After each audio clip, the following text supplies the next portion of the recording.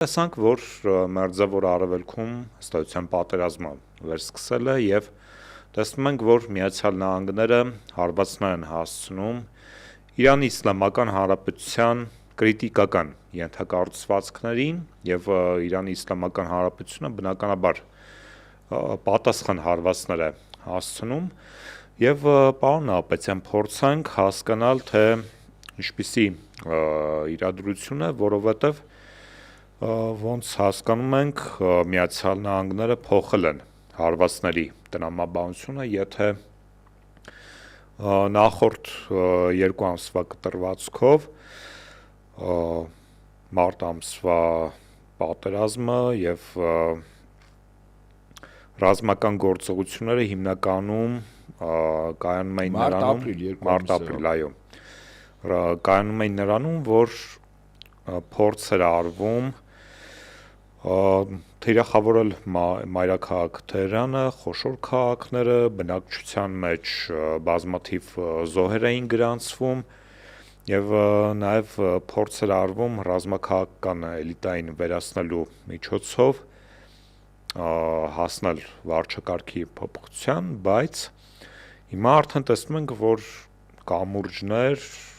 ավտոճանապարհներ, այսինքն այն ենթակառուցվածքները, որոնք կյանքի կենսունակության համար եւ կենցաղի համար սովորական քաղաքացիների բավականին կարեւոր են։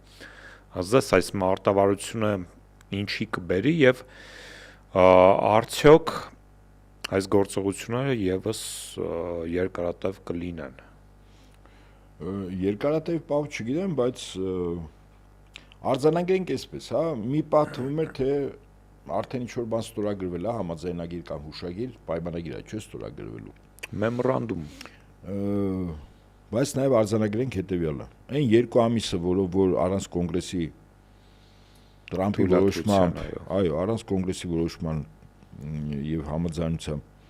ռազմական գործողություններ սկսեցին, բուն նպատակը Իրանում իշխանափոխությունն էր։ Հետո պարզեց, որ Իրանը ձեռքի տակ բացի իր ժողովրդի կամային որակները, երկրի ռազմական, քաղաքական հոգևոր ղեկավարության հաստատակամությունը երկիրը պաշտպանելու ունեն նաև մեկ ավելի լուրջ գործիք, որի անունն է Հորմուզի նեղուց։ Սա լրջագույն գործիք է, որտեղ այդ գործիքը ազդում է համաշխարհային տնտեսության վրա, սա մեր Միացյալ Նահանգների խնդիրը չի։ Հիմա երկու ամիս առավելագույն օգտագործեցին իրենց զինանոցը։ Այդ թվում նաև ավիակիրների վրայի հրթիռները։ Բայց այդ ժամանակ մի տաղավարում հաղորդման ժամանակ, երբ այդպես գնահատական էր գնում եւ բանակցություններ եւ այլն, ես ասում եմ, որ Տրամպը փաստացի որքան էլ ասի, որ ինքը հաղթել է, իրականում քիչ էր հաղթել, այսինքն Միացյալ Նահանգները նկատի ունեմ, եւ այն պայմանները, որ այդ համաձայնագրի մեջ նշված էր, դա ամբողջովին փաստացի Իրանի բացարձակ հաղթանակն է։ Եվ Հորմուզի նեղուցի եւ միջուկային ծրագրերի զենքի ստեղծման հետ կապված եւ ԱՄՆ որպես պարտված կողմ ռեպարացիա փոխհատուցում տալու եւ Պարսից ծոցի երկրներում Ամերիկայի բացակայությամբ, սա փաստացի չասեմ ԱՄՆ կապիտուլացվել էր, բայց ԱՄՆ-ի պարտությունն էր։ Ես այդպես նաեւ գնահատում եի, որ իսկ եթե սա պարտությունն է նոյեմբերի նախաշեմին, սա նշանակում է նաեւ հանրապետականի պարտությունն է։ Ուրեմն կամ Տրամպը դի որոշում կայացներ Իրանի հետ գործը թողներ մի կողմի վրա եւ մինչեւ նոյեմբեր մի քայլ էր անում, որով կարողանում էր իրապես հիմնավորել, որ ինքը մեծ գործ արել իր երկրի համար, ես նույնիսկ ասում եմ, թե որն է դա, Գրենլանդիայի միացումը, որտեղ ամենակիչ դիմադրություն կա, Գրենլանդիան դառնա ԱՄՆ 51-րդ նահանգը։ Ասում եմ կամ դա է, կամ Տրամպը ժամանակ է շահում, որպեսզի ամերիկյան հրթիռային զինանոցը, որը բական լուրջ կորուստներ էր կրել այն առումով, որ օգտագործվել էր Իրանի դեմ, դա վերահսկավորվի։ Այո, ես կարծում եմ, որ փաստացի այս ընթացքում ԱՄՆ ռազմաարդյունաբերական համալիրը լրացրեցին այդ զինանոցը, որտեղ եթե ուշադրություն դարձնենք, հիմա ամբողջովին հրթիռային հարվածներ են։ Նույնիսկ այդքան անօթաչուներ չկան, որքան հրթիռներ եւ ինքնաթիռների վրայի ռումբերը, որը որ օգտագործվում է եւ կարելի է գնահատել այսպես, ինչ խնդիր է դրել։ Մարկո Ռուբիոն այդպես հրապարակավ ասեց, հորս արև մենք խնդիր չունենք ԱՄՆ-ում, Իրանում իշխանափոխության։ Լրիվ հակառակը հասկացեք։ ԱՄՆ-ը խնդիր է դրել տնտեսությանը վնաս հասցնել, քրիտիկական ենթակառույցներին, կամուրջներին, էլեկտրականներին, գործարաններին, ավելին Իրանի ժողովրդի համար սրբավայրերին, մի երկու օր առաջ հարվածերին Ալի Խամենեյի դամբարանին, այո։ Այս բոլորը իմաստը որն է։ Բացի այն, որ մի կողմից էլ նաև ռազմարտունաբերական համալիրի եւ ռազմական նշանակություն ունեցող օբյեկտներն են հարվածում, բայց հարվածների բուն նպատակը ըստիս դա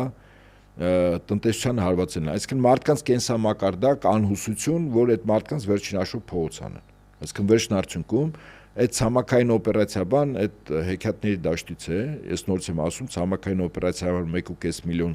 1.5-2 միլիոն զինծառայող, 2.5-3 հազար ինքնաթիռ եւ դրա հետ կապված ամեն ինչ, տարածքներ, օդանավականներ,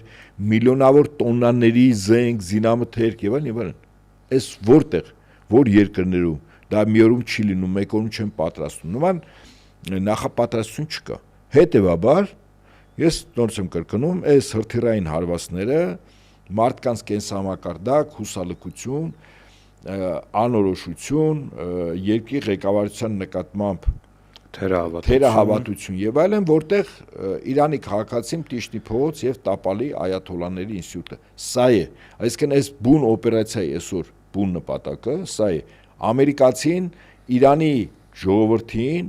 տարբեր ժողովուրդներ կան, այնտեղ բազմաց կամ բազմակրոն, չափում է իր արշինով, վստահաբար եմ ասում։ Այստեղ եւս արշինով։ Իհարկե, վստահաբար երևացող թվական գերակշռության եւ ստամոքսի արշինով, այո։ Ասում է, եթե մարդը վատ է ապրում, ուրեմն պետք է ըմբոստանալ, իշխանությանը տապալել, ոնց կարելի է մարդը վատ ապրել, ոնց կարա մարդը, ասենք, օրական չուտեն այնքան ինչքան ուտի։ Իդեպ այդ նույն հոգեվիճակով գնահատման առումով եվրոպական երկրները Ռուսաստանի հետ են անում։ Հիմա նույն հոգեվիճակն է։ Այնտեղ էլ Ռուսաստանին պատժամիջոցներ, չէ, սանկցիաներ, փաթեթներ արդեն որ երրորդ, ասում է, երկնքում աստղերին թիվ կա, սրանց պատժամիջոցներին թիվ չկա։ Հիմա անում են, որ մտածում ասում եմ ռուս ժողովրդին կամ Ռուսաստանի ժողովուրդներին գնահատելու համար ընդամենը դրանց դիմացականությունը գնահատելու համար պետք է գնահատել ինչ ասել է Լենինգրադի պաշտպանությունը։ Ես ուրիշ բան չասեմ։ Հասկանում եք դուք։ Այդ ժողովրդին ուզում են մի քիչ վատ ապրելով փողոց անեն, չի լինելու, նույնը Իրանում չի լինելու։